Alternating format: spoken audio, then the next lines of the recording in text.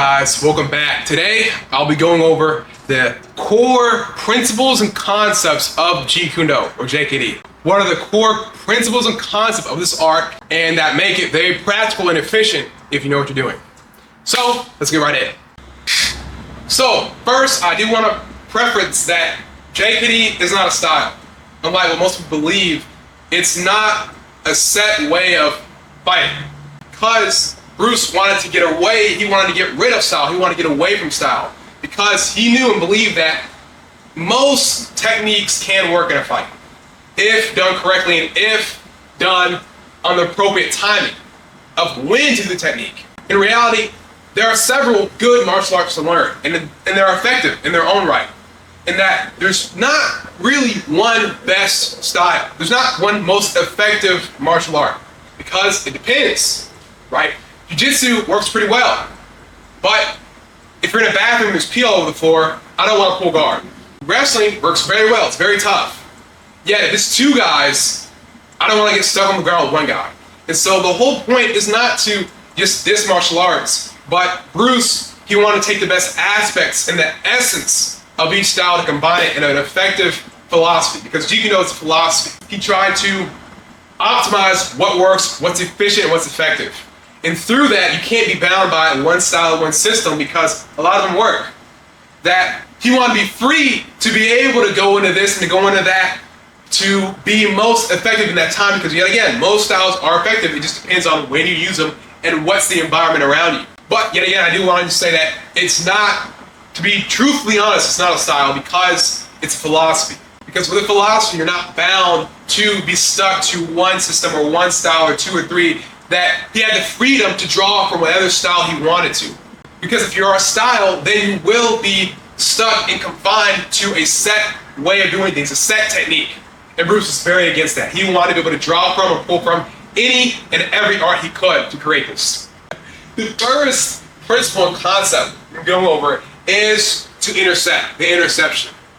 Now, intercepting is a big part of JKD because of the name, Jeet Kune Do, way the intercepting fist. But it's just one part of it. It's not all about intercepting, because there are times where I might want to bag up. There are times where I do want to move on the guy before he makes a move. And so it's not all about intercepting, but what Bruce realized is that intercepting someone is the best form of defense. That is the most effective form of defense. Rather than blocking, intercepting's better. So a few ways to illustrate this is, let's say there's a guy talking in front of me. It's a big, strong guy. So he's already stronger than me, he's bigger than me.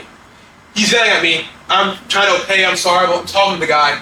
If I know he's going to hit me first and move in first, as soon as he takes a step, I'm already going to the eyes with the finger grab. That is effective because it nullifies any attack he's going to do. Because after I hit him in one eye, he's guaranteed to at least close both eyes for a second or two.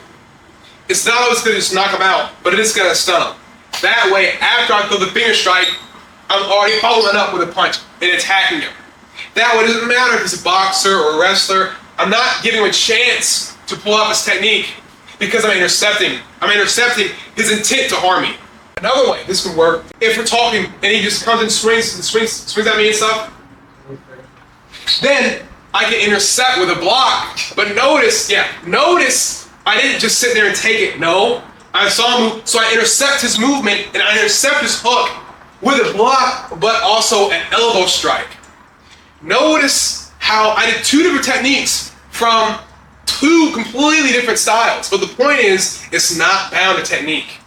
That it's the philosophy and the concepts are what makes Jeet Kune Do. So I can use a finger jab from Wing Chun, or a block from maybe Silat or Muay Thai, or whatever. But it works, and it has intercepted his line of movement. If we're further back, one of my favorite ones, you watch Channing Knowles one, but further back, and he takes a step at me, bam, I can intercept with the side of the knee. Yet again, stopping his motion, and really, after I kick, I'm already hitting him in the face. I'm immediately, why? Because after I hit, I'm assuming he's gonna punch me. He wants to beat me up, he wants to hurt me. So the first beat, I stopped his motion, I intercepted his motion, and the second beat, I'm intercepting his combination. Because yet again, it's important to intercept because in real life, he's not gonna do this. He's gonna come in and start swinging and just moving. So I want to intercept him to not give him time to do that. Thus, if they're a boxer, if they're a wrestler, it doesn't matter, I'm intercepting their movement.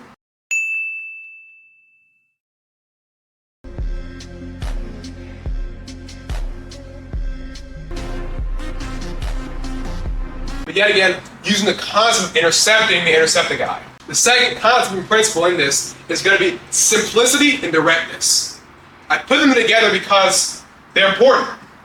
Simplicity, all it's stating is that your attacks and defense should not be complex. The point is that it should be relatively easy for me to do and take hardly no brain power to do it. Because in a real situation with pressure and stress the guys going at you, you are not going to be able to pull off a complex movement in that time because your brain is not going to work. You're going to be scared, adrenaline, angry. I need some sort of simple answer to solve what he's doing. So notice the interceptions of him here. It's simple. I'm not having to think. I'm literally just bringing my arm up in the eye. To make it even easier, I'm here. I can do a palm strike. Takes no training, but I'm ready to just do a palm strike. Very simple. Yet again, if we're at distance, the simplicity of the kick, I'm literally just bringing my leg here and then raising kick. It is pretty simple. That is the point. Because in a real life situation, it's going to be very tense. Then again, the blocking, that even though I'll get into later, you don't want to just block like this all the time. But if you learn how to do it offensively, which I'll show later, it's very effective. It's very simple. If I'm already here and if I just look from the swing, this is a very simple movement. I can do this instinctively and not have to think about it, and I'm already here. And the second shot is through that elbow right there, very simply yet again. If he's in my face, and he's out here, yet again, most big guys, they're gonna have their hands down like this, mom trying to do, he's gonna like that, head up, chin up, trying to look confident. So if he's doing that to me, we're already here, I'm okay, you're right. Simple. It's just here, the elbow to the chin, knock him out. Yet again, I'm not saying, I'm not doing all that. Because in real life, you're not going to pull that off. Bruce Lee had a theory called the time commitment theory. Which pretty much he stated that he felt that the longer it took for you to pull off a technique, the less effective it was going to be. And that the shorter the technique is, the more effective it's going to be. For instance, yet again, if I were to do a jumping spinning hook kick, it can work, but it's complex. And yet again, in real life, it's going to be hard to pull off. Versus a jab from boxing, it's pretty simple. I'm literally just bring my elbow up and out. Very simple. But you see the jab works and lands all the time in boxing and real fights. Because it's simple. It doesn't take any time for you to pull that off. That's why Bruce instead used the fingers, the finger jab or straight lead, because it is simple by nature. And with directness is pretty much saying that whatever attack or defense I want to do, it has to be, I want it to be to the person. I don't want to detour. I don't want to telegraph. I don't want to show them what I'm going to do. Whatever I'm doing, I want to do straight to the point. Meaning, I don't want to do a swing because it's too slow. It's not direct. Realistically, I want to do a straight line of attack, a straight shot, something straight, direct to the point. And at the same time, not telegraphing like this, not telegraphing like that, because it shows him what I want to do to him. I don't want to show him anything, I want to be direct, straight to the point. Even with the leg obstruction here, I'm not doing this, I'm not chambering and then coming up, I'm not doing that. I'm literally raising it out, bam, out. From here, I'm direct to the point. Straight to the point to not give him time to do anything. That's very important because, yet again, a real good martial artist, guys like Adam Chan, guys that know stuff, I don't want to let him do his signature best move. I don't want to let him get into his favorite stance. I don't want to let him do his favorite technique. I want to stop him before he even gets to that. The next core concept is adaptability. To be able to adapt to the person. Everybody's heard of to be like water, for like water. And one of the reasons he said that is because water is very adaptable. It adapts and conforms to any surface. And that it's not stiff and rigid. The point being that if he is a striker, I need to be able to defend strikes and move and punch. If he kicks, I need to know how to block kicks. If he grapples, I better need to know how to do a takedown defense, sprawl, get my hips out, frame. I need to know how to takedown defense. If we're on the ground and we do jiu-jitsu, well then, I need to know something. I need to know some sort of grappling ground jiu-jitsu to get me out of that, or because I'm gonna be stuck. Because a lot of guys think, oh, well, if I get on the ground, I'll just do this and that, and it's not true. If a black belt jiu-jitsu gets you on the ground and you don't know jiu-jitsu, you're done so. It doesn't matter what you do, it doesn't matter what, you're done. So you have to be able to adapt to the person. And adapting, at least in Bruce's mind, doesn't always mean I don't have to know every system known to man, but I at least have to have an answer to a problem each system would come up with. For instance, the way my stance, when I'm talking to guys, I'm always talking like this, okay? My hands are close to my center. The reason being, if he's a wrestler or a grappler and tries to grapple me, I can defend because my elbows are on an occupying center. Let's just say he just goes for a tackle, you know, he's not a wrestling expert and collegiate wrestler, but if he just goes for a tackle like you see in a street fight, my hands are already in center. If he goes for it, of course, my hand's already here to frame. I'm not just punching because if I'm punching, he can still just grab me. But my hands are here to frame, to switch into takedown defense to stop takedown. So there he goes again. Here, I'm framed to frame off the head. Now I can knee to the face. Now I can start hitting, palm striking. If I want to grapple, I can go for a sweep and do judo if I wanted to. It's up to you at that point. But the point is you have to be able to adapt to each system and what you're going to do. Let's say he's a karate guy. He's a karate guy, and I go for a jab or something down to the body, and he defends it like that. He blocks it. So if I throw him in, he blocks like here. I want to adapt. I want to come around and go for the trap. Yet again, you saw that I'm adapting and trying to overcome like water. If you throw a rock in a stream, the water's going to go around it. And so that's how you want to be. Adaptable, you can always adjust and change and adapt to any style, right? If, for instance, if he likes to kick a lot, then now I want to wait for opening to intercept the kick. If I can tell he likes leg kicks, I might let him do a leg kick on me to intercept. Meaning, if I know he likes leg kicks, I'm moving around, I might let him throw the leg kick and intercept for the straight punch in the face. I've done it against plenty Muay Thai guys as it works. Because in Muay Thai, whatever reason, a lot of them teach to swing someone back to get power, but you leave a huge opening in the face. So a lot of times I always intercepted him in the face and it works. But you saw with that, I adapted. I said, hey, he's kicking, I gotta change my style a little bit. So that is very important, a very core principle as well to adapt. The next core principle is going to be the flow, and also economy of motion. That's a big one. I'll go with flow first. Bruce did favor Kung Fu forms more than karate forms because at least in the Kung Fu forms, they flow their techniques together. They actually flowed, meaning with their attacks, they were flowing attacks together because that is effective. Whereas karate, they're so used to in the forms, block, punch, block, block. It's too choppy, blocky.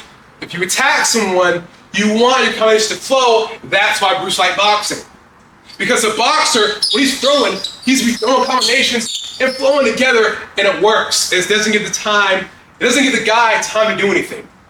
He liked that far better than the karate, straight punch, block. No. So with this, your attack should be able to flow. A very common Wing Chun technique for JKD is straight blast. Now, to give you a quick demonstration, the JKD straight blast is different than the Wing Chun chain punch. The chain punch is more or less, what's the term? As you punch, something's always coming to him, which is good, it can work, especially using finger jabs or whatever, it's always something's coming to him. The straight blast, you want to sprint to the guy. So I'm not going to do it fully, but if he's using his guard, let's say he kicks and I bag up, then I can just sprint in with the straight blast, just running at him. But whatever I do, I'm flowing. The straight blast, I'm still running and flowing, punching. Even in the chain punch, I'm always giving him something in return. Whatever it is, doesn't matter, but I'm always flowing and giving him something constantly. Even in sparring or regular, even if I'm moving around or whatever, I'm giving him something to look at. My combination's always gonna flow together. Because if I actually hit him, it's gonna make it hard for him to defend because I'm always getting with something. That is why flowing is another core concept. Like I said, the second one out of these two was economy of motion. Economy of motion is a principle he really got from Wing Chun, pretty much stating that whatever my motions are, attack or defense, I want them to be economically sound. And in Wing Chun is probably the best, one of the best, I don't know, but definitely from what I've said, one of the best arts at economy of motion. That even in judicial stance, everything I'm doing is rooted. I'm punching with my whole body. There's a reason. Everything is connected, and I'm using my whole body as a unit. Even with something like a straight punch, like yet again, I'm using my whole body, and I'm turning. My whole body's into it. And that even when I block, my whole body's into it, and it's very economically sound. But Bruce took that same principle from Wing Chun and wanted to use for JKD. With the things like the straight lead. My whole body is going to be involved with the punch. I'm pushing off the legs, turning the hips, tightening the core, and thrusting it outward. So across here, same thing, I'm rotating. I'm using my whole body. Even with the side kick, the knee or whatever, I'm hopping into it. My weight's leaning on the leg really in real life. I'm using my body fully in the technique.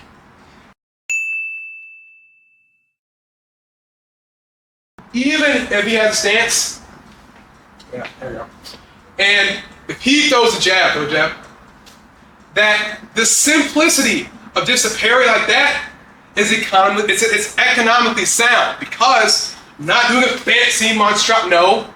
And to the point, it's economically sound because from here, I can still attack. I can still do stuff. From here, I go to the body, whatever I'm gonna do it, but it flows together.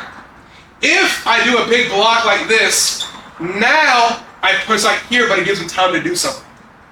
Versus from here, I can pocket hit immediately. And it's faster, it's more efficient. Having economy of motion.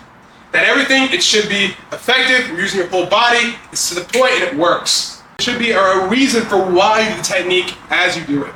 Even in like a 1-inch punch or a close punch, from this point, if I had to really punch him as hard as I could, that I'm using my legs, I'm twisting my hips hard, I'm tightening my core, I'm using my back, and I'm focusing on driving my elbow to give it everything in that one punch. That's why something like the 1-inch punch works, and it's not to do a fight, but it's to demonstrate economy of motion like this. Yeah, this is not something I'm doing a fight, but just to demonstrate economy of motion that in this short range, I don't want to pull back because it shows I'm going to do something. That I want to practice the habit of not telegraphing, I'm going straight to the punch, so that, yet again, here, I can't use, if I just my arm, just the arm alone, it's not enough. I'm not a strong guy. I can't do it. But instead, I'm going to be rooted in the ground, I'm going to have it aligned, my elbow's going to be along center, I'm going to push off my legs, drive my hips, turn them hard, flex the core, use my back and everything in it, so that when I move like this, it's effective in that small range. And that in real life, I'm not going to do that. I'm not going to pull a 1-inch punch. But when I'm in my stance and I punch as hard as I can with space, I'm going to be able to develop a lot more power. The last concept is that for defense, you want to divert. You don't want to block for defense. Meaning, if he has guard up and throws a jab again, I want to divert the force. I don't want to stop it head on with a block on my face. I don't want to stop it. I want to divert it to keep it going so I can punch back. You're going to say this jab again. I can come with a taunt like this and still come in, but I want to divert the force. If he throws a hook, like swing that arm, then I'm diverting it. I'm not blocking it, absorbing it, but I'm actually diverting the force so that I can hit him and do something and move. And lastly, let's say he throws a cross, then I'm going to divert the force again so that I can actually come back and hit him. If I block all the time, well now I can't attack, I'm stuck. And I'm going to take this damage. If a really big guy swings, swing slow, big guy, he swings and I play like this is going to hurt me, my friend. It's going to hurt, it's going to suck. I can guarantee you. If he throws a head kick to me and I do this, and it's hard, I'm going off like this, and now I gotta, I'm dazed, I'm hurt. That by nature, you don't want to block first. Blocking is your last resort. Blocking is something you do against a wall. Now I have to block. But most of the time, you don't want to block. If you're going to block, I'm going to show you, you want to be offensive. You want to be offensive and intercept the guy. Like I showed you with the Rhino from Elon from Inside Fighting, all I'm doing is my lead hand up to my skull and grabbing my wrist. From here, bam. From this, I'm blocking my face, but I'm also attacking him to do stuff. That is how you want to block. You want to block so you can immediately attack him, because if I just block, it's going to keep attacking, it's going to keep hitting me. Now it gives him time to do stuff. And that lastly, if I'm good, if he's fighting a good guy,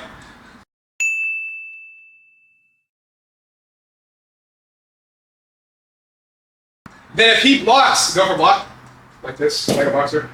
If he blocks, like a lot of boxers do this front block, if I'm good, oh, thank you, I'm gonna take it out.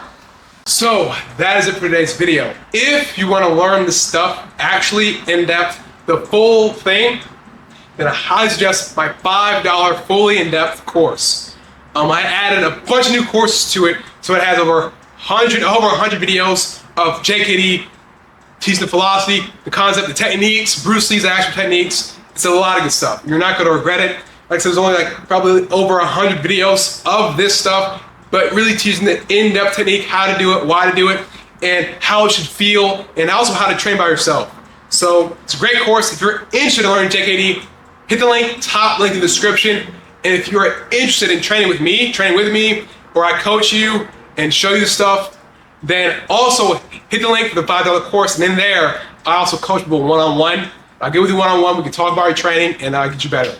Or if you just want to talk, that's fine too. You know, my Instagram, Joel Pollard JKD. Hit me up, DM me, whatever. We'll talk. With that out the way, though, thanks for watching. Stay safe. Let me know if you liked the video. And with that out the way, I'll see you in the next video. Peace. Keep training.